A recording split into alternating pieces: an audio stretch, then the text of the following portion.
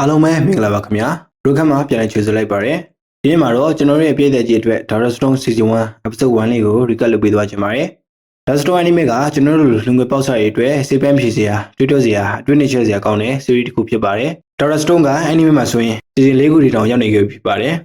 ်ညံကြီးရှင်တယောက်ရဲ့စဉ်းစားပုံတွေနဲ့အတူလူတန်းဝိုင်းတစ်ခုမြို့ပြတစ်ခုတည်ထောင်နိုင်ဖို့အတွက်ညံကြီးရှင်တွေမကပဲကာယအားကိုးရတဲ့ဗလာကြီးတွေရောအယုပိပိုင်းထနေတဲ့အမှုပညာရှင်တွေရောအားလုံးချိဖို့လိုအပ်ကြောင်းနဲ့လူတိုင်းကလည်းသူ့နေပဲနဲ့သူကြွချင်မှုကိုစီချိရကြောင်းကိုဒီ series လေးကိုကြည့်ပြီးခန်းစားရမှာလေးဖြစ်ပါတယ်ကျွန်တော်တို့လူပွဲစီမှာတယောက်တည်းလုပ်လို့မရတဲ့ຢာတွေအများကြီးချိကြောင်းကိုလည်းသဘောပေါက်သွားနိုင်ပြီးတော့လက်ချင်းကြာရှုံးရုံနဲ့လက်ချက်မသွားပဲအချင်းချင်းပြထားခြင်းနဲ့စိတ်ဓာတ်လေးတွေသဘောပေါက်ပေါ်လာအောင်လုပ်ပေးနိုင်တဲ့ anime series တစ်ခုလည်းဖြစ်တာကြောင့်နည်းနည်းလောက်ခန်းစားကြည့်ရအောင်ခင်ဗျာဒီပစိုးရဲ့ထိုင်တွေကတော့ Stone Wall ဖြစ်ပြီးကမ္ဘာပေါ်ကလူသားတွေအလုံးကြောက်တွင်းဖြစ်သွားတာကိုရည်ညွှန်းပြီးပေးထားတာလေးဖြစ်ပါတယ် Stone Age မဟုတ်ပေမဲ့ကြောက်ခေတ်လို့အဓိပ္ပာယ်ဖွင့်ဆိုမယ်ဆိုရင်လည်းမှားမယ်မထင်ပါဘူး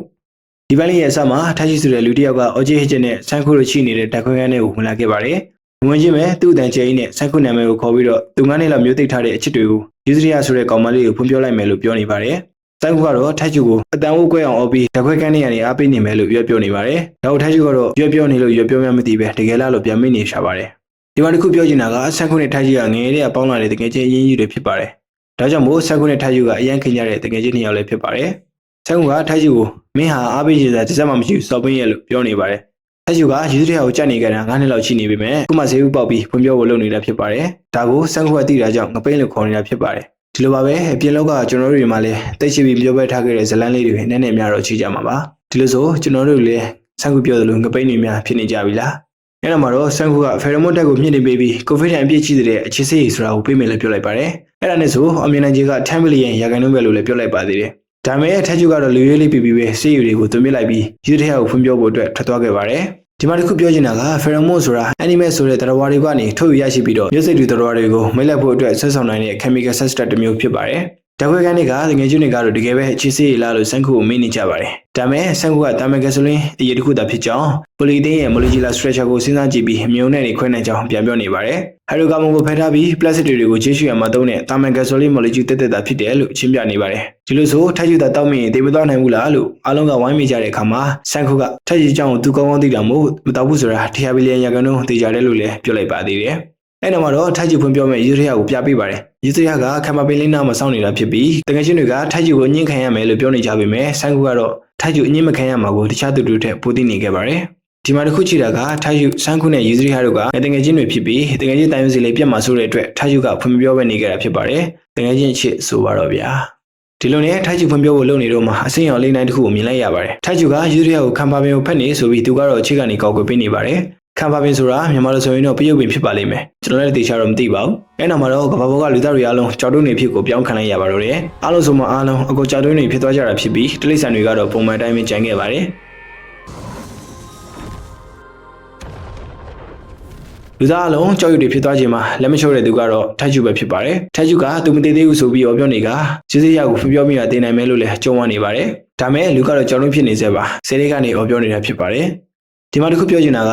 ဟာဒီမားတွေကများလိုက်လူတိုင်းကကြောက်တုံးဖြစ်သွားကြပေမဲ့ဦးနှုတ်ကတော့အလုပ်လုပ်နေစေဖြစ်တယ်ဆိုတာပါလူသားအလုံးကြောက်တုံးနေဖြစ်သွားပြီးတဲ့နောက်မှာတော့ကဘာဘောကချီချီတမျှဆယ်ရန်နေရတွေအလုံးကအလုံးစုံရက်တန်သွားပြီးကဘာကြီးကလည်းအစ်စ်တပံတက်တင်သွားခဲ့ပြီဖြစ်ပါတယ်ဒီလိုနဲ့လူသားတွေမရှိတဲ့ကဘာကြီးဟာတဖြည်းဖြည်းအပူပင်နေကင်းလာခဲ့ပြီးနှစ်ပေါင်းများစွာကြာညောင်းသွားတဲ့အခါမှာတော့တဘာဝတရားကြီးကလည်းအတိုင်းမသိအောင်ကြီးထွားအုပ်စိုးနေခဲ့ပါပြီထိုက်ကျကတော့စွမ်းမချော်သေးပဲမရရအောင်ဖွံ့ဖြိုးမယ်ဆိုပြီးအာတင်းကစေရီကနေပြောနေပါတယ်နေပေါင်းရာကျော်မကထောင်ကျော်တဲ့ထိကြာပါစေဆွဲချုံမှာမဟုတ်ပါဘူးလေဗျာဒီကောင်ထိုက်ကြပါပဲဒီလိုနဲ့တနေ့မှတော့ထိုက်ကြတဲ့ဂူရီဂူတွင်းမှာနှိုးထလာခဲ့ပါတယ်ရိုးရိုးနှိုးတာတော့မဟုတ်ပါဘူးကြောက်တို့နေကြွားကြပြီးတော့ဖေမြောင်ကြီးနဲ့နှိုးလာတာပါပြီးတော့ထုံးစံတိုင်းပဲအိုဂျီချန်နဲ့နှိုးလာခဲ့တာဖြစ်ပါတယ်အဲ့တော့မှတော့ဂျပန်ခေါ်ခံပါမြန်မာခေါ်ပြုတ်ပင်ကြီးစီကိုရောက်အောင်မြစ်တိုင်းဆင်းသွားခဲ့ပါတယ်လမ်းသွားရင်လည်းအရင်ကငပြောစီတစ်ခုကကြောက်တို့ဖြစ်နေတာကိုတွေ့လို့တိလိษံစေကန်သွားပြန်ရင်ဒီတရီဟာနဲ့တွေ့ခဲ့တာကိုပြန်မှန်းရနေပါတယ်သူခတ်တုံးတို့ကိစ္စမျိုးလုပ်တော့မယ်ဆိုရင်သူမတို့ရင်ဆုံးကယူစရဖြစ်ပြီးတော့အခုလိုကိစ္စမျိုးမှလာတွေ့နေလို့ပြောစရာစကားမရှိအောင်ချက်နေပါတယ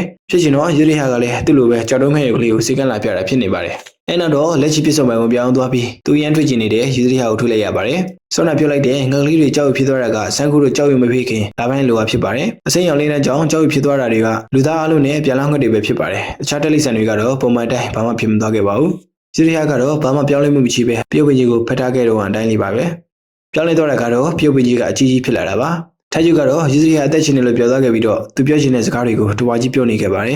်လူကတော့မြိုင်နေမျက်ခွက်ပါပဲ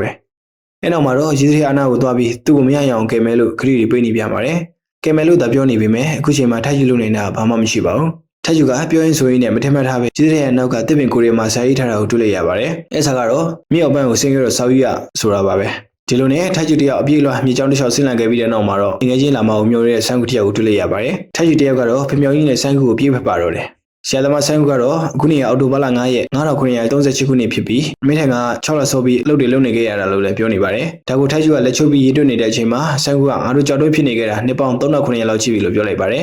်ထိုက်ကျကအခုလိုတိတိကျကျဘလို့သိလဲလို့မေးလိုက်တဲ့အချိန်မှာဆန်းကူကသူစက္ကန့်တွေကိုလိုက်ပြီးရေးတွက်ခဲ့တာလို့ပြောလိုက်ပါတယ်တကယ်အောင်ဆန်းကူပါကြောက်တွင်းဖြစ်နေတဲ့အချိန်မှာဦးနောက်ကလှုပ်လှုပ်နေသေးတာမို့သူနိုးလာတဲ့အချိန်ကျအစင်းသေးဖြစ်အောင်စက္ကန့်တွေကိုလိုက်ရေးထဲတာပါတယ်ဗျာအကယ်၍စောင်းနေမှသာနိုးလာခဲ့ရင်ဖျော်ကြီးနဲ့ဒုက္ခရောက်မှာကိုသိလို့နေကိုမှတ်ပြီးနိုးလာနိုင်အောင်တရင်ချက်လက်စူးစောင်းတဲ့သဘောပါပဲဒီမှာတရင်ချက်လက်ကဘလောက်အရေးပါတယ်ဆိုတာကိုသိလိုက်ရပါတယ်အင်္ဂလိပ်လိုဆိုရင်တော့ information ပေါ့ဗျာဆန်းကူကထိုက်ကျူကို6လအတွင်းသူစောက်ထားတဲ့အင်ကိုပြခဲ့ပြီးလူရင်းအားမရှိတာကြောင့်ထင်တယ်လို့အလုပ်မဖြစ်ခဲ့ပဲအသက်ရှင်ဖို့မနှဲရုံကန်ခဲ့ရတာလို့ရှင်းပြနေပါတယ်တချိန်လုံးထိုက်ကျူကိုစောင့်နေခဲ့တာဖြစ်ပြီးထိုက်ကျူလိုကောင်းမျိုးကနှစ်ပေါင်းထောင်ကြီးကြာရုံလောက်နဲ့ယူစရာကိုဖွင့်ပြောပဲတေးမှမဟုတ်ဘူးဆိုတာတေချာပေါသိနေတယ်လို့လည်းပြောလိုက်ပါတယ်ဒီမှာပဲတကယ်ချင်းတိုင်းရစီဘလောက်ခိုင်မှန်ကြောင်းတွေ့လိုက်ရပါတယ်ကျွန်တော်တို့လက်တွေ့ပေါ်မှာလည်းဒီလိုစွတ်တူကောင်းပဲအရာရာကိုအတူတူရင်ဆိုင်နိုင်တဲ့တကယ်ချင်းအရင်ကြီးတွေရှိဖို့လိုပါတယ်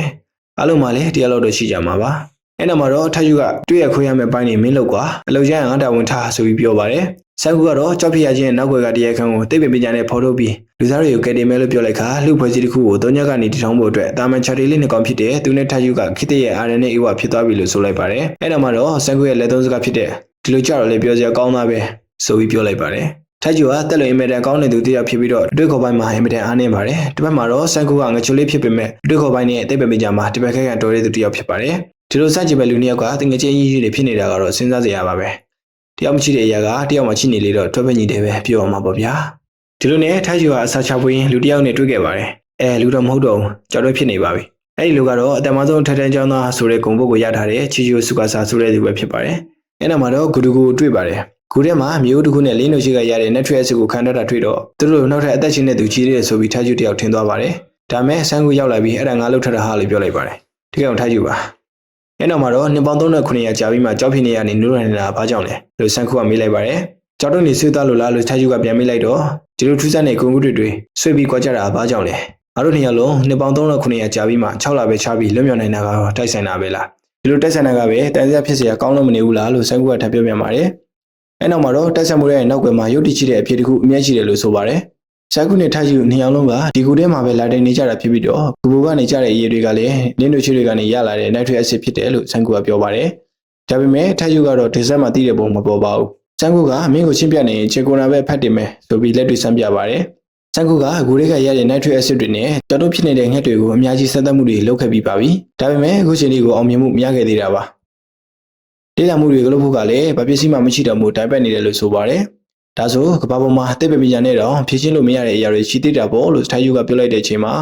ဆန်းကူကအချိန်ချင်းထပ်လို့ရမှာပေါ့လို့ပြန်ပြောလိုက်ပါတယ်။တိတ်ပညာဆိုတာဖြည်းဖြည်းချင်းလို့ရမယ့်ကိစ္စဖြစ်တယ်လို့ရှင်းပြနေရင်ဒီအချိန်မှာအယက်သာရှိရင်ကောင်းမယ်လို့ပြောလိုက်ပါတယ်။ဒီလိုဆိုအခုရတဲ့ထိုက်ကျူကြီးကသူခုလာတဲ့စပီသွေးတွေကိုပြပြီးဒါနဲ့ဝိုင်းလို့မရဘူးလားလို့ပြောလိုက်ပါတယ်။အဲ့နောက်မှာတော့စပီသွေးတွေကိုအရေးဖြောပြီးဝိုင်းလို့ကြပါတော့တယ်။